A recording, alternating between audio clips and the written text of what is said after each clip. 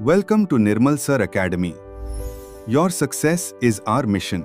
Join us today. দেখো ভার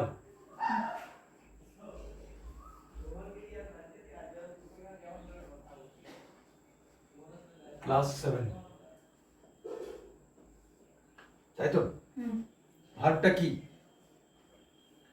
verb কাকে বলে স্যার যেগুলোকে কোনো কাজের কাজ করা বোঝে। ভার্ব হচ্ছে সেই শব্দগুলো ভার্ব আর words that show action state of being or possession verb কোনটা ভার্ব আর words verb are words that show action state of being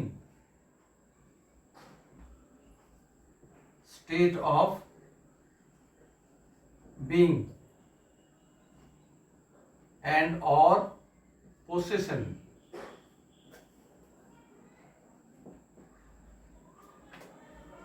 sir state of being সেটা অর লিখছি। or possession তাহলে এখানে তিনটা কন্ডিশন আছে দেখ ভার্বের মধ্যে কি আছে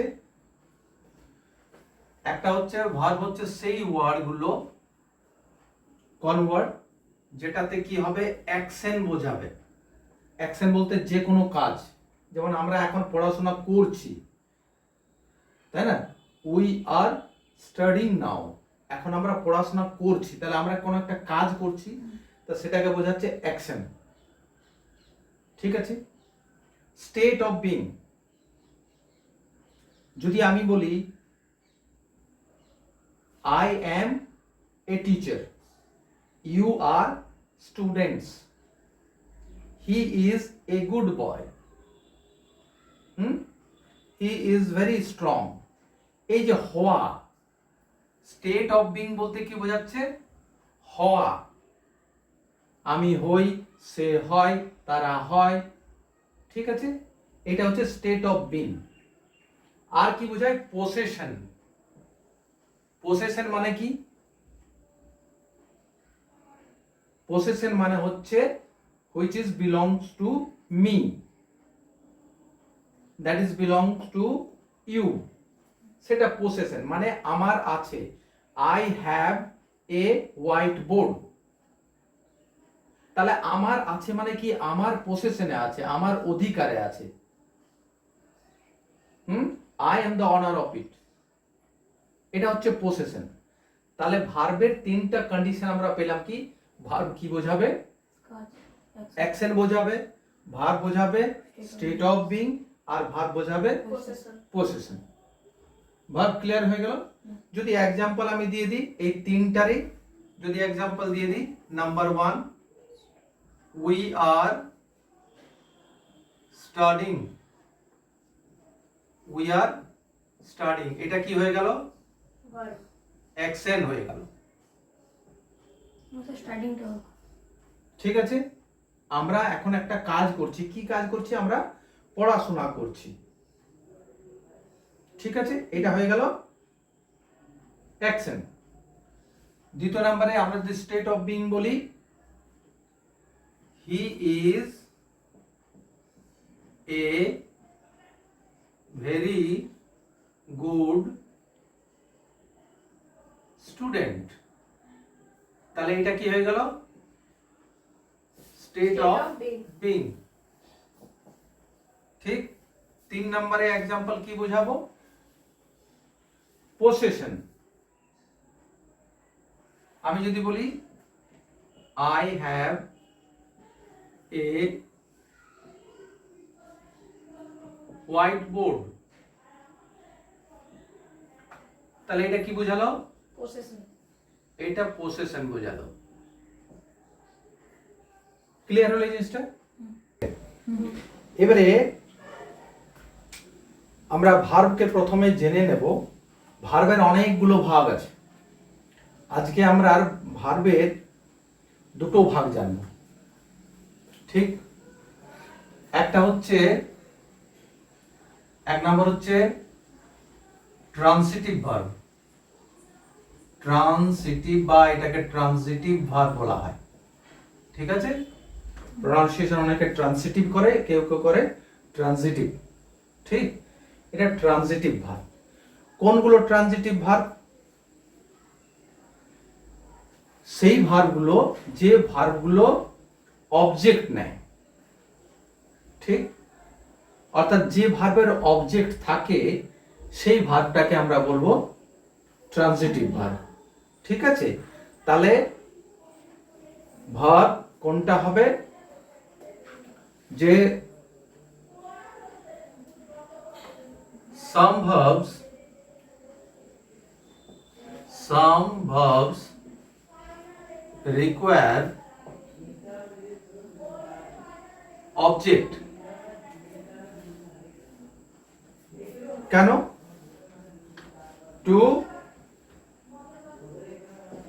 to convey the complete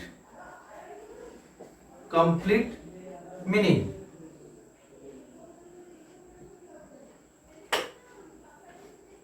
কিছু ভার্ব আছে যেগুলো অবজেক্ট নেয়।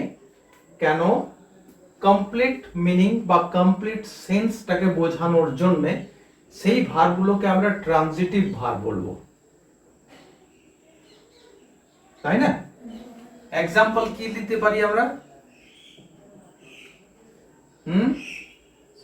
এক্সাম্পল দিতে পারি, he plays football.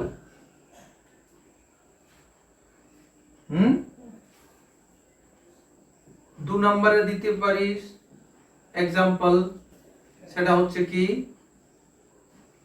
she is writing a letter। Clear? দুটোই লিখছি, বেশি লিখছি না। ট্রানজিটিভ ভার্ব হচ্ছে যে ভার্বটা অবজেক্ট নেবে, সেই ভার্বটাকে কমপ্লিট সেন্স করার জন্য অবজেক্ট দরকার হয় যে ভার্বের, সেই ভার্বগুলোকে আমরা বলবো ট্রানজিটিভ ভার্ব, তাই না? তো ট্রানজিটিভ ভার্বে কি হয়, যেমন ধর এইটা হচ্ছে হিটা, কি হিটা হচ্ছে সাবজেক্ট, প্লেজটা হচ্ছে কি ভার্ব। এখানে প্লেজ কেন লেখা হয়েছে?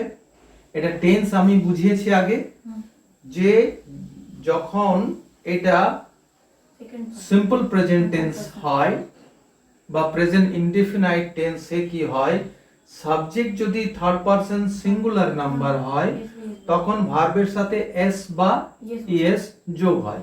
এই ভার্বটা প্লে, তার সাথে এস যোগ হয়েছে, কারণ কি, এটা হচ্ছে সিম্পল প্রেজেন্ট টেন্স বা প্রেজেন্ট ইনডেফিনাইট টেন্স, সেই জন্য এখানে প্লেজ লিখেছি। তাহলে প্লে হচ্ছে মেন ভার্ব, এসটা যোগ করেছি আমি টেন্সটাকে করার জন্য, তাহলে প্লে হচ্ছে ভার্ব। এবারে এখানে কি বলছি, ফুটবল, তাহলে ফুটবলটা কি হয়ে গেল, অবজেক্ট। সেরকম নিচে সি হচ্ছে কি সাবজেক্ট, ইজ রাইটিং হচ্ছে ভার্ব, আর এ লেটার এটা হচ্ছে অবজেক্ট। শুধু লেটার বললেও হবে, এ লেটার বললেও হবে। ঠিক আছে, অবজেক্ট। এবারে একটা প্রশ্ন আসছে যে how can we identify that there is an object in the sentence. আমরা কিভাবে বুঝবো যে সেন্টেন্সের মধ্যে অবজেক্ট আছে? এটা একটা সহজ পদ্ধতি আছে। আমরা কোশ্চেন করব, আমরা প্রশ্ন করব। কাকে? ওই ভার্বকে প্রশ্ন করব দুটো জিনিস দিয়ে, একটা হচ্ছে হোয়াট অ্যান্ড হুম। কি দিয়ে করব? হোয়াট অ্যান্ড হুম দিয়ে কোশ্চেন করব। যদি এই দুটোর মধ্যে আমার কোশ্চেন হয়ে যায়, যদি আনসার পাই, তাহলে বুঝবো যে অবজেক্ট আছে, অর্থাৎ যে আনসারটা পাবো আমরা সেইটাই হয়ে যাবে অবজেক্ট। যেমন ধর প্রথম নাম্বার আছে হি প্লেজ ফুটবল, এটাকে যদি আমি কোশ্চেন করি what does he play, what does he play, question mark. আনসারে কি পাবো আমরা? Football. What does he play, সে কি খেলে? ফুটবল। ফুটবল। তাহলে ফুটবলটা হয়ে গেল অবজেক্ট। আমি কি বললাম, যদি হোয়াট দিয়ে আমি কোশ্চেন করি, তাহলে অবজেক্ট হয়ে যাবে। আনসার যদি আসে তাহলে সেই আনসারটাই হবে অবজেক্ট। এখানে আনসার পেলাম আমি ফুটবল, তাহলে ফুটবলটা হবে অবজেক্ট। আবার এইটাতে she is writing a letter, তাহলে কি লিখবো? What is she writing, what is she writing, answer পাবো লেটার। তাহলে লেটারটা হচ্ছে অবজেক্ট। তাহলে অবজেক্ট আছে কি না এটা বোঝার খুব সহজ উপায়, বুঝতে পারলি? মাথায় ঢুকলো? ক্লিয়ার? এটা হচ্ছে ট্রানজিটিভ ভার্ব। এতদূর ক্লিয়ার হয়ে গেল? বুঝতে পারি? আচ্ছা। এবারে সেকেন্ড নাম্বারে আমরা জেনে নেব 2 নাম্বার ভার্ব কি হচ্ছে? Intransitive verb. 2 নাম্বার কি হচ্ছে? Intransitive verb. Intransitive verb example গুলো লিখছিস? Yes sir. ঠিক আছে, নিজের নিজের থেকেও এক্সাম্পল দিতে পারো, যেটা আমি লিখলাম সেইটা না দিলেও নিজের থেকে দিতে পারবি। ঠিক? তো ইনট্রান্সিটিভ ভার্ব কোনগুলো? এটার কন্ট্রাস্ট করে দে, এটার অপোজিটে। তাহলে কি লিখবো? Some verbs do not take, some verbs So some verb do not take object for completing meaning. হ্যাঁ, সাম verbs do not take or require object to fulfill the meaning. fulfill লিখতে পারো, complete লিখতে পারো, বাস সেন্স আমি এখানে sense লিখে দিলাম। some verbs do not require object to fulfill the sense বা to complete the meaning, যেটা সুবিধা হচ্ছে লিখে নাও, তাই না? যেমন এক্সাম্পল যদি দিই, নাম্বার 1 স্যার ফিলিং এর পর কি লিখছি?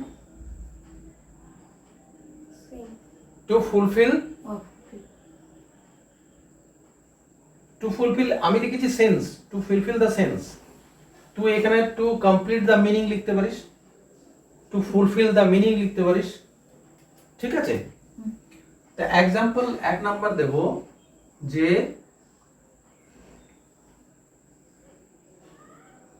Rita is swimming in the pond. Rita is swimming in the pond. দ্বিতীয় নাম্বার আমি লিখতে পারি একটা, the baby cried. Rita is swimming in the pond. The baby cried. দুটো এক্সাম্পল নিলাম, বেশি নিচ্ছি না। ঠিক আছে? তা এইখানে আমি কি বললাম যে ইনট্রান্সিটিভ ভার্ব, যে ভার্বের কোনো অবজেক্ট থাকে না, যে ভার্ব কোনো অবজেক্ট নেয় না, তাই না? তো অবজেক্ট না নিয়ে কমপ্লিট সেন্স দিতে পারছে, তো সেইটাকে আমরা বলবো, অর্থাৎ যে ভার্বের ডাইরেক্ট অ্যাকশনটা কোনো একটা জিনিসের উপরে, অবজেক্টের উপরে বা কোনো একটা জিনিসের উপরে পড়ছে না ডাইরেক্টলি। অবজেক্টের কি কাজ? অবজেক্টের অ্যাকশন, ভার্বের যে অ্যাকশনটা সেটা কোথায় যায়, কার উপরে পড়ে? অবজেক্টের উপরে। তার মানে এই যে ইন্ট্রান্সিটিভ ভার্ব, সেখানে ভার্বের যে অ্যাকশন সেটা অবজেক্টের উপরে পড়ছে না। এবারে কি করে বুঝবো? আমরা প্রথমে আগেরটাতে কি বুঝলাম? ট্রান্সিটিভ ভার্বকে চেনার উপায়, মানে অবজেক্ট আছে কিনা চেনার উপায়, কোশ্চেন করব হোয়াট আর হুম দিয়ে। এইখানে যদি আমরা হোয়াট আর হুম দিয়ে কোশ্চেন করি, তাহলে আনসার পাবো Rita is swimming in the pond. যদি আমি কোশ্চেন করি what is Rita swimming in the pond, পাবো। রিতা পুকুরে কি সাঁতার কাটছে, কোনো আনসার আছে? নেই। তাহলে এখানে কোনো অবজেক্ট নেই। The baby cried, what did the baby Cry, কি বেবি কাঁদছে? কি কাঁদছে, এরকম কোনো প্রশ্নের উত্তর হয়? না। তার মানে এখানে অবজেক্ট নেই। তাহলে এইগুলো হয়ে গেল ইনট্রান্সিটিভ ভার্ব। তাহলে এটা তো হবে whom is swimming in the pond. না, হোম দিয়েও হবে না, হোম দিয়েও হবে না। যদি হোম দিয়ে আমরা প্রশ্ন করি তাহলে ট্রানজিটিভে একটা হোম দিয়ে আসতে পারে। যেমন আমি যদি বলি যে, মনে করো এখানে লিখছি, ঠিক আছে, এখানে লিখছি my father gave me the prize. My father gave me the prize. My father হচ্ছে সাবজেক্ট, গেভটা হচ্ছে ভার্ব, মিটাও অবজেক্ট, প্রাইজটাও অবজেক্ট। এই ধরনের সেন্টেন্সকে আমরা বলি ডুয়েল অবজেক্টের সেন্টেন্স, কারণ এখানে দুটো অবজেক্ট আছে। এবারে যখন প্রশ্ন তুললি তখন এটা আমি পরে ভাবলাম বোঝাবো, যাক যখন প্রশ্ন তুলেছিস তখন আমি এটা বুঝিয়ে দিচ্ছি যে ডুয়েল অবজেক্ট মানে কি, একটা সেন্টেন্সে দুটো অবজেক্ট থাকবে। এবারে কি করে বুঝলাম অবজেক্ট, এখানে হোয়াট আর হুম দুটোর কোশ্চেনেরই আনসার পাবো আমি। My father gave me the prize, আমি যদি বলি যে এই যে মাই ফাদার আমার বাবা সাবজেক্ট, গেভ ভার্ব, তাহলে যদি বলি what did my father give, what did my father give me, আমার বাবা আমাকে কি দিল, আনসার পাচ্ছি প্রাইজ। তাহলে অবজেক্ট হয়ে গেল। Sir home give me prize, তাহলে স্যার ওই না, হবে না। এবারে যদি আমি বলি whom did my father give the prize, whom did my father give the prize, আমার বাবা কাকে প্রাইজ দিল, মি, আমাকে দিল। তাহলে উত্তর পেলাম, মানে হোয়াটেরও উত্তর পেলাম আর হুমেরও উত্তর পেলাম। তাহলে দুটোরই উত্তর পাচ্ছি আমরা, তাই না? তা হোয়াটের উত্তর যখন পাচ্ছি, এইটা হোয়াটের উত্তর পাচ্ছি আর এটা হুম এর উত্তর পাচ্ছি, এই ধরনের দুটো উত্তর, তাহলে দুটো অবজেক্ট, তার জন্য এটাকে বলছে ডুয়াল অবজেক্ট সেন্টেন্স। ঠিক আছে, একটা সেন্টেন্সে দুটো অবজেক্ট থাকে। এইবারে যখন প্রশ্নটা উঠেছে তখন এখানে বুঝে নেয়, তাহলে দুটো অবজেক্ট মানে কি, সেই দুটো অবজেক্টের একটা নাম থাকবে। একটা থাকবে কি ডাইরেক্ট অবজেক্ট, আর একটা থাকবে ইনডাইরেক্ট অবজেক্ট। বুঝা গেল? ডাইরেক্ট অবজেক্ট একটা ইনডাইরেক্ট অবজেক্ট বুঝার জন্য মনে রাখবি যে ইউজুয়ালি ডাইরেক্ট অবজেক্ট শোজ কি নন লিভিং থিংস, আর ইনডাইরেক্ট অবজেক্ট লিভিং থিংস। ঠিক আছে, কারণ মি মানে আমাকে, প্রাইসটা নন লিভিং আর মিটা হচ্ছে লিভিং। এই ধরনের একটা জিনিস মাথায় রাখবি। ঠিক আছে, তো এটাকে বলছে direct object, indirect object. Generally কি হয় যে ইনডাইরেক্ট অবজেক্ট যেটা, সেটা ডাইরেক্ট অবজেক্টের আগেই বসে, কিন্তু কখনো কখনো কি হয় ইনডাইরেক্ট অবজেক্টটা পরে বসে। তো ইনডাইরেক্ট অবজেক্ট যদি পরে বসাতে হয় তাহলে সেন্টেন্সটা আমাদেরকে চেঞ্জ হয়ে যায়। তখন কি হয়, ওই ইনডাইরেক্ট অবজেক্টটা একটা প্রিপোজিশনকে ফলো করবে। গ্রামার পড়ছিস ভালো করে বুঝবি, কোর গ্রামার এগুলো। যদি ইনডাইরেক্ট অবজেক্টটাকে আমি শেষে আনি, ডাইরেক্ট অবজেক্টটাকে নিয়ে আসি আগে, তখন কি করব, এই ইনডাইরেক্ট অবজেক্টের আগে একটা আমরা প্রিপোজিশন বসাবো। কি করে বসাবো দেখে নেন। মাই ফাদার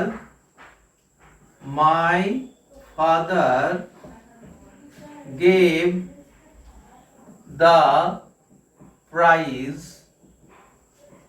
টু মি, তখন কি লিখবো, my father gave the prize to me. এখানে প্রথমটাতে কি লিখেছিলাম, my father gave me the prize. এখানে কোনো প্রিপোজিশন ছিল কি, ছিল না। কিন্তু এই ইনডাইরেক্ট অবজেক্টটাকে যদি আমি শেষে লিখতে চাই তাহলে তখন তার আগে আমাকে একটা কি বসাতে হবে, প্রিপোজিশন বসাতে হবে। ক্লিয়ার হলো? হুম। তাহলে ট্রানজিটিভ ইনট্রানজিটিভ ভার্ব মাথায় ঢুকলো, Yes. লিখেছিস, Yes. ক্লিয়ার? Yes. তাহলে আজকে এতটা থাকবে এটা? Yes. হ্যাঁ স্যার। হুম, Yes. চলো কোনো কোশ্চেন? না স্যার। কোশ্চেন নেই তো? এটা যত ক্লিয়ার ভাবে বুঝবি তত এক্সারসাইজ করতে পারবি।